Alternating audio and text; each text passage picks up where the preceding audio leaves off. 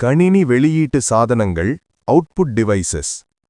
கணினியில் நாம் உள்ளீடு செய்யும் தரவுகளை நாம் புரிந்து கொள்ளக்கூடிய வகையில் தகவலாக மாற்றிக் கொடுக்கும் கருவிகளே வெளியீட்டு சாதனங்கள் எனப்படும்.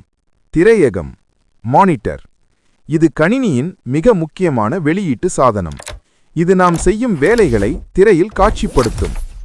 செயல்பாடு உரை, படங்கள் மற்றும் வீடியோக்களை காண உதவுகிறது. ஒலிபெருக்கி. கணினியிலிருந்து வரும் மின் சமிக்ஞைகளை ஒலியாக மாற்றும் கருவி இது. செயல்பாடு பாடல்கள் கேட்கவும் வீடியோக்களின் ஒலியை உணரவும் பயன்படுகிறது. அச்சுப்பொறி பிரிண்டர். கணினியில் இருக்கும் டிஜிட்டல் தகவல்களை காகிதத்தில் அச்சடிக்க இது பயன்படுகிறது. செயல்பாடு ஆவணங்கள், புகைப்படங்கள் மற்றும் அறிக்கைகளை ஹார்டு காப்பியாக மாற்ற உதவுகிறது. ஒளிகாட்டி ப்ரொஜெக்டர்.